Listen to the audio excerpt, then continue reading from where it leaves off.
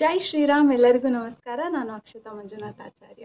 ಇವತ್ತು ಭಾನುವಾರ ಆಗಿರೋದ್ರಿಂದ ನಾವು ಆಚೆ ಹೋಗ್ತಾ ಇದ್ದೀವಿ. ನಾವು ಅಂದರೆ ಯಾರು, ಆಚೆ ಅಂದರೆ ಎಲ್ಲ ಆಚೆ ಹೋಗ್ತಾ ಇದ್ದೀವಿ ಅನ್ನೋದನ್ನ ನಾನು ಈ ವಿಡಿಯೋ ಅಲ್ಲಿ ಹೇಳ್ತಾ ಇದ್ದೀನಿ. ನಾವು ಅಂದರೆ ನಮ್ಮದೇ ಆದ ಒಂದು ತಂಡ ಇದೆ, ಅಳಿಲು ಸೇವೆ ತಂಡ ಅಂತ. ಚಿಕ್ಕದಾಗಿ ಅಳಿಲು ಸೇವೆ ಅಂತ ಹೆಸರು ಏನಿದೆ ಅದಕ್ಕೆ ತಕ್ಕ ಹಾಗೆ ಸಣ್ಣ ಪುಟ್ಟ ಒಂದು ಸಮಾಜ ಪರ ಕೆಲಸಗಳನ್ನು, ಸೋಷಿಯಲ್ ಸರ್ವಿಸ್ನ ಮಾಡಿಕೊಂಡು 7 ವರ್ಷದಿಂದ ಜೊತೆಗೆ ಒಂದು ತಂಡವಾಗಿ ಬಂದಿದ್ದೀವಿ. ಇವತ್ತು ನಾವು ಎಲ್ಲಿಗೆ ಹೋಗ್ತಿದ್ದೀವಿ ಅಂದರೆ ಅಂತರಗಂಗೆ ಬೆಟ್ಟ. ಕೋಲಾರದಲ್ಲಿ ಬಹಳಷ್ಟು ಜನ ಕೇಳಿರ್ಬೋದು. ಕೋಲಾರದ ಒಂದು ಪ್ರಸಿದ್ಧವಾದಂಥ ಒಂದು ಪ್ರವಾಸಿ ತಾಣ. ಇಲ್ಲಿಗೆ ಒಂದು ವಿಡಿಯೋ ವೈರಲ್ ಆಗಿತ್ತು, ಯಾರು ನೋಡಿದಿರೋ ಇಲ್ವೋ ನನಗೆ ಗೊತ್ತಿಲ್ಲ.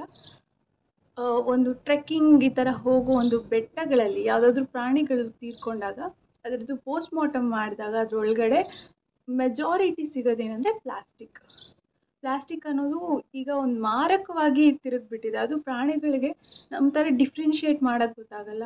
ಅದು ಏನೋ ಒಂದು ತಿನ್ನೋ ಪದಾರ್ಥ ಅಂತ ತಿಂದುಬಿಡುತ್ತೆ, ಅದು ಗಂಟ್ಲಲ್ಲಿ ಸಿಕ್ಕಾಕೊಂಡು ಅಥವಾ ಹೊಟ್ಟೆಯಲ್ಲಿ ಕರಳಿಗೆ ಸಿಕ್ಕಾಕೊಂಡು ಬಹಳಷ್ಟು ಪ್ರಾಣಿಗಳು ಸಾಯ್ತಾ ಇದ್ದಾವೆ. ಹಲೋ ನೋಡಿ, ಕೋತಿಗಳು ಪ್ಲಾಸ್ಟಿಕ್ಗೂ ಮತ್ತು ಕುಕುಂಬರ್ಗೂ ಡಿಫ್ರೆನ್ಸ್ ಇಲ್ದಿರೋ ಪ್ಲಾಸ್ಟಿಕ್ನ ಎತ್ಕೊಂಡು ತಿನ್ನೋ ಸಾಹಸ ಮಾಡ್ತಾ ಇದೆ. ಈ ಥರ ಮಾಡೋದ್ರಿಂದ ತುಂಬ ದುಷ್ಪರಿಣಾಮಗಳಾಗುತ್ತೆ. ಅದಕ್ಕೆ ದಯವಿಟ್ಟು ಯಾರು ಪ್ಲಾಸ್ಟಿಕ್ಕನ್ನು ಈ ಥರ ಅಂತರ್ಗಂಗೆಗೆ ಬರೋರು ತೊಗೊಂಬರ್ಬೇಡಿ.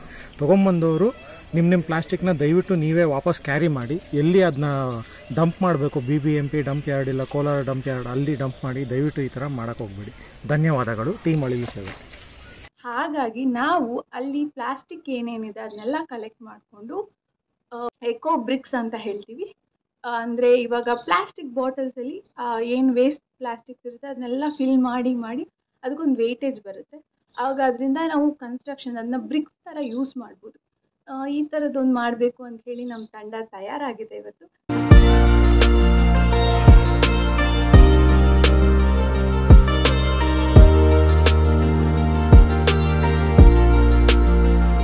ಹಾಗಾಗಿ ಪ್ಲಾಸ್ಟಿಕ್ ಕಲೆಕ್ಟ್ ಮಾಡ್ಕೊಳ್ಳೋಕ್ಕೆ ಹೋಗ್ತಾ ಇದ್ದೀವಿ.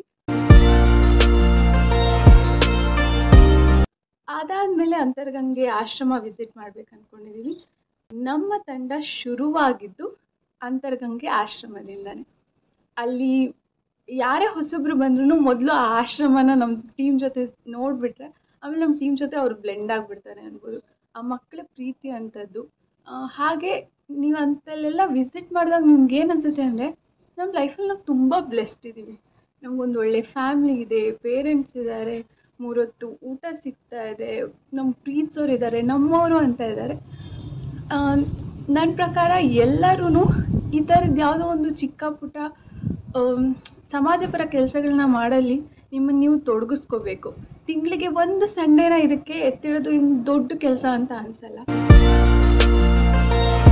ಕೋಲಾರ ಸುತ್ತಮುತ್ತ ಯಾರ್ಯಾರು ಇದ್ದೀರಾ, ಇನ್ ಕೇಸ್ ನಮ್ಮ ತಂಡನ ಜಾಯ್ನ್ ಆಗಬೇಕು ಅಂತಿದ್ರೆ ಅಥವಾ ಈ ಥರದ ಕೆಲಸಗಳಲ್ಲಿ ನಿಮಗೆ ಆಸಕ್ತಿ ಇದ್ದರೆ ದಯವಿಟ್ಟು ಕಮೆಂಟ್ ಬಾಕ್ಸಲ್ಲಿ ಕಮೆಂಟ್ ಮಾಡಿ, ಅಥವಾ ಅಳಿಲು ಸೇವೆ ಅಂತ ಹೇಳಿ ಇನ್ಸ್ಟಾಗ್ರಾಮ್ ಪೇಜ್ ಇದೆ, ನಾನು ಮೆನ್ಷನ್ ಮಾಡಿರ್ತೀನಿ. ದಯವಿಟ್ಟು ಫಾಲೋ ಮಾಡಿ, ಅದರಲ್ಲಿ ಮೆಸೇಜಸ್ ಹಾಕಿ, ಅಥವಾ akshata.vishwakarma ನನ್ನ ಇನ್ಸ್ಟಾಗ್ರಾಮ್ ಪೇಜ್, ಅದಕ್ಕಾದರೂ ಮೆಸೇಜ್ ಹಾಕಿ. ಖಂಡಿತ ರೆಸ್ಪಾಂಡ್ ಮಾಡ್ತೀವಿ, ನೀವು ಜಾಯಿನ್ ಆಗ್ಬೋದು. ಇದ್ರ ಜೊತೆಗೆ ಬಹಳಷ್ಟು ಕೆಲಸಗಳನ್ನ ನಮ್ಮ ತಂಡ ಮಾಡ್ತಾಯಿದೆ. ಅದನ್ನು ಕೂಡ ನಾನು ವಿಡಿಯೋಲ್ಲಿ ಹೇಳೋದಕ್ಕೆ ಇಷ್ಟಪಡ್ತೀನಿ. ಯಾಕಂದರೆ ದಿವ್ಯಾಂಗಚೇತನರಿಗೆ ಅಥವಾ ಕೆಲವ್ರಿಗೆ ಕೈ ಬರೆಯೋದಕ್ಕೆ ಆಗಲ್ಲ, ಈ ಥರ ಇರೋ ಪ್ರಾಬ್ಲಮ್ಸ್ ಎಲ್ಲ ಇರೋರಿಗೆ ಎಕ್ಸಾಮ್ಸ್ ಬರೆಯೋದಕ್ಕೆ ಪ್ರಾಬ್ಲಮ್ ಆಗುತ್ತೆ. ಅಂಥವ್ರಿಗೆ ಸ್ಕ್ರೈಬ್ ಅನ್ನೋ ಒಂದು ವ್ಯವಸ್ಥೆ ಇದೆ, ಅದನ್ನ ಕೂಡ ಸಣ್ಣ ಮಟ್ಟದಲ್ಲಿ ಕೋಲಾರಲ್ಲಿ ನಾವು ಮಾಡ್ತಾಯಿದ್ದೀವಿ. ದೊಡ್ಡ ಮಟ್ಟದಲ್ಲಿ AWO ಅನ್ನೋ ಒಂದು ಟೀಮ್ ಬಹಳಷ್ಟು ಜಿಲ್ಲೆಗಳಲ್ಲಿ ಮಾಡ್ತಾಯಿದೆ. ನೀವು ಬೇರೆ ಜಿಲ್ಲೆಯವರಾಗಿದ್ದರೆ AWO ಟೀಮ್ನ ಜಾಯ್ನ್ ಆಗಿ, ಅವ್ರದ್ದು ಒಂದು ಇನ್ಸ್ಟಾಗ್ರಾಮ್ ಪೇಜ್ ಇದೆ, ಅವ್ರಿಗೆ DM ಮಾಡಿ ಜಾಯ್ನ್ ಆಗಿ. ಮೈಸೂರಲ್ಲಿ ತುಂಬ ರಿಕ್ವೈರ್ಮೆಂಟ್ಸ್ ಇದೆ.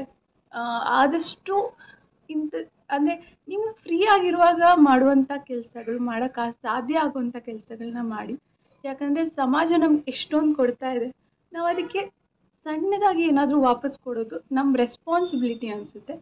ಇದಕ್ಕಿಂತ ಮುಖ್ಯವಾಗಿ ನಾನು ಹೇಳೋದು, ಪ್ಲಾಸ್ಟಿಕ್ನ ಬಳಕೆ ಮಾಡದೇ ಇರೋದಕ್ಕೆ ನಮ್ಮ ಕೈಯಲ್ಲಿ ಆಗೋದಿಲ್ಲ ಅನಿಸುತ್ತೆ. ಎಲ್ಲೋ ಒಂದು ಕಡೆ ಏನೋ ಒಂದಕ್ಕೆ ನಾವು ಪ್ಲಾಸ್ಟಿಕ್ ಮೇಲೆ ಅಟೆಂಡ್ ಆಗೋಗಿದ್ದೀವಿ. ನಮ್ಗೆ ಬೇಕೇ ಬೇಕು, ಯಾವುದೋ ಒಂದಕ್ಕಾದರೂ ಎಲ್ಲೇ ಒಂದು ಅಂಗಡಿಗೆ ಹೋದ್ರೂ ನಾವು ತೊಗೊಳ್ತೀವಿ. ಅಟ್ಲೀಸ್ಟ್ ಅದನ್ನ ಡಿಸ್ಪೋಸ್ ಮಾಡೋಣ ನಾವು ರೆಸ್ಪಾನ್ಸಿಬಲ್ ಆಗಿ ಮಾಡೋಣ. ಒಂದು ಡಸ್ಟ್ಬಿನಲ್ಲಿ ಹಾಕೋದು ಅದೊಂದು ದೊಡ್ಡ ಕೆಲಸ ಅಲ್ಲವೇ ಅಲ್ಲ. ಬಸ್ಸಲ್ಲಿ ಹೋಗ್ತಿರ್ತೀವಿ, ಕಿಟಕಿಯಲ್ಲಿ ಬಿಸಾಕ್ಬಿಡ್ತೀವಿ. ಅದರಿಂದ ಆಮೇಲೆ ಏನೇನು ಕಾನ್ಸಿಕ್ವೆನ್ಸಸ್ ಆಗುತ್ತೆ ಖಂಡಿತ ನಮ್ಗೆ ಗೊತ್ತಿಲ್ಲ. ಯಾರ್ದೋ ಮನೆ ಹಸು ತಿಂದು ಅದನ್ನ ಸತ್ತೋಗ್ಬೋದು. ಸೊ ಅಟ್ಲೀಸ್ಟ್ ನಿಮ್ಮ ಬ್ಯಾಗಲ್ಲಿ ಹಾಕ್ಕೊಳ್ಳಿ. ಆಮೇಲೆ ಡಸ್ಟ್ಬಿನ್ ಸಿಗ್ದವಾಗ ಅದನ್ನ ವಾಪಸ್ಸೆಲ್ಲ ಹಾಕಿ. ಎಲ್ಲಿ ಬರೀ ಹಿಲ್ ಏರಿಯಾಸ್ಗೆ ಹೋಗ್ತಿರೋರು ಅಂತ ಅಲ್ಲ, ಟ್ರೆಕ್ ಹೋಗ್ತಿರೋರು ಅಂತ ಅಲ್ಲ, ಎಲ್ಲೇ ನೀವು ಹೋದ್ರೂ ಯಾವುದೋ ಒಂದು ರೋಡಲ್ಲೇ ಆದ್ರೂ ದಯವಿಟ್ಟು ಹಾಗೆ ಬಿಸಾಕಬೇಡಿ. ಯಾವುದೋ ಒಂದು ಡಸ್ಟ್ಬಿನ್ನಲ್ಲಿ ಸೇಫ್ ಆಗಿರುವಂತಹ ಕಡೆ ಅದನ್ನ ಡಿಸ್ಪೋಸ್ ಮಾಡಿ. ಅದೊಂದೇ ರೆಸ್ಪಾನ್ಸಿಬಲ್ ಕೆಲಸನ ನಾವು ಮಾಡ್ಬೋದು ಅಂತ ನಾನು ಅಂದ್ಕೊಳ್ತೀನಿ.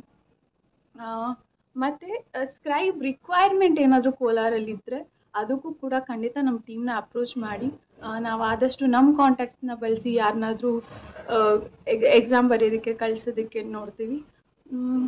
ಇನ್ನೂ ಬಹಳಷ್ಟು ಕೆಲಸಗಳು ನಮ್ಮ ಟೀಮ್ ಮಾಡ್ತಾ ಇದೆ. ನೀವು ಇನ್ಸ್ಟಾಗ್ರಾಮ್ ಪೇಜ್ನ ನಮ್ಮದು ನೋಡಿದ್ರೆ ನಿಮಗೆ ಗೊತ್ತಾಗುತ್ತೆ. ಇವತ್ತು ನಾವೇನೇನು ಮಾಡ್ತೀವಿ ಅನ್ನೋದನ್ನ ಕೂಡ ನಾನು ಈ ವಿಡಿಯೋಲ್ಲಿ ಹಾಕ್ತೀನಿ. ನೋಡಿ ಜಾಯ್ನ್ ಆಗಿ ನಿಮ್ಮಲ್ಲೂ ನಿಮ್ಮ ಮನಸ್ಸಲ್ಲೂ ಇಂಥದ್ದೊಂದು ನಾವೇನಾದರೂ ಮಾಡಬೇಕು ಅನ್ನೋ ಆಸಕ್ತಿ ಬೆಳೆಸ್ಕೊಳ್ಳಿ ಅಂತ ನಾನು ಕೇಳ್ಕೊಳ್ತಾ ಇದ್ದೀನಿ. ಸೊ ಇವಾಗ ಎಲ್ಲೆಲ್ಲಿ ಹೋಗ್ತಾ ಇದ್ದೀವಿ, ಏನೇನು ಮಾಡ್ತಾ ಇದ್ದೀವಿ ಅಂತ ನಾನು ನೆಕ್ಸ್ಟ್ ಪೋಸ್ಟ್ ಮಾಡ್ತೀನಿ, ನೋಡ್ತಾ ಇದ್ದೀನಿ.